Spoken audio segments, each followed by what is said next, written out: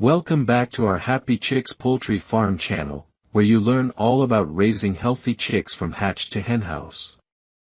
I'm your host Kennedy Kamani, and today we're diving into day 2 of our week-long series. Yesterday, we talked about choosing healthy chicks, and now it's time to give those fluffy chicks a cozy home, the brooder. A great brooder setup keeps your chicks warm, safe, and thriving. Stick with me as we cover common brooding mistakes, for must-have brooder elements, and a story of a farmer who turned a brooding disaster into a win. Let's make those chicks comfy. Welcome to Happy Chicks Poultry Farm.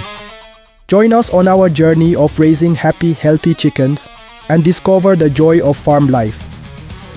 From tips on care to management of chicks and chickens, we've got something for everyone. Don't forget to like, follow, and click that notification bell. Let's spread the happiness together. Happy Chicks Farm. The brooder is your chick's first home. Think of it as their nursery. For the first 6 to 8 weeks of life, it's where they eat, sleep, and grow before moving to the big henhouse. A well-designed brooder keeps chicks healthy, reduces stress, and sets them up for strong development. Get it wrong, and you risk cold chicks, illness, or even losses. Whether you're raising 5 chicks in a garage or 50 in a barn, the brooder is critical. Today, we're breaking down 3 brooding pitfalls to avoid, the essential elements of a perfect brooder, and a real-life story that shows how a good setup makes all the difference. By the end, you'll be ready to build a brooder that keeps your chicks chirping happily. Let's start with what can go wrong. I've seen these mistakes trip up even experienced farmers, but they're easy to avoid once you know them. Mistake 1, wrong temperature. Chicks need 35 degrees Celsius in their first week, dropping 2.8 degrees Celsius each week until they're fully feathered. Too cold, and they'll huddle and get sick. Too hot, and they'll pant or scatter. A heat lamp or plate isn't enough, you need a thermometer to check. Mistake 2, poor bedding. Wet or dusty bedding can cause respiratory issues or infections. Avoid slick surfaces like newspaper. Chicks slip and can develop leg problems. Cedar shavings smell nice but can irritate lungs. Mistake 3, overcrowding. Chicks need space to move, about 1 square foot per chick by week 4. Cram them in, and you'll see stress, pecking, or disease spread faster. These pitfalls can derail your chick's start, but a few simple steps will keep them safe and cozy. Let's talk about how to set up the perfect brooder.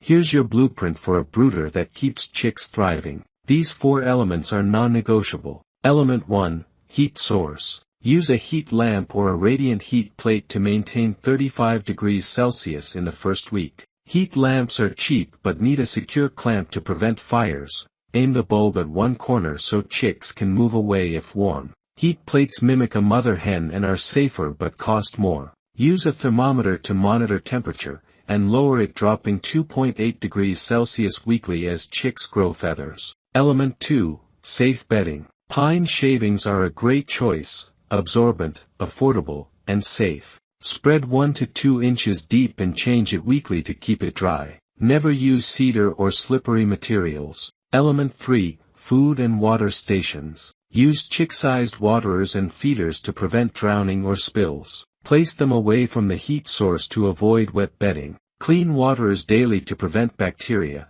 and sprinkle chick starter feed on a paper towel for the first day to teach them to eat. Element 4, space and safety. A brooder can be a cardboard box, plastic tub, or wooden crate. Aim for 0.5 square feet per chick at first, increasing to 1 square foot by week 4. Cover the top with wire mesh to keep out pets or drafts. Round corners with cardboard to prevent chicks from piling up and suffocating. Pro tip, watch your chicks' behavior. If they're spread out evenly, the temperature's just right. Huddled under the lamp. Too cold. Panting at the edges. Too hot. These elements will create a brooder that's a chick paradise. Let me share a story to show you why this matters. I talked to a farmer named Tara, who started with 25 chicks in a makeshift brooder, an old box with a desk lamp for heat. The first week, she lost 3 chicks because the lamp didn't keep a steady 35 degrees Celsius, and the newspaper bedding got soggy, causing pasty. But Tara regrouped, bought a proper heat lamp, switched to pine shavings, and used a thermometer. Her remaining chicks thrived, growing into a healthy flock of egg layers. Tara's now a brooding pro and has increased her stock steadily. That's a wrap for day 2 of our weekly series. To recap, avoid temperature swings, bad bedding, and overcrowding by setting up a brooder with a reliable heat source, pine shavings, chick-sized feeders, and enough space. Your chicks will grow strong and healthy. I want to hear from you. What's your brooder setup like, or what's one tip you'd share? Post it in the comments on all our social media platforms and tweet us with the hashtag #HappyChicks. If this episode helped, share it with a fellow farmer, it could save their chicks. Join us tomorrow for day 3, where we'll dive into feeding your chicks for fast, healthy growth. Until then, keep those chicks cozy. I have been your host Kennedy Kamani, and this is Happy Chicks Poultry Farm.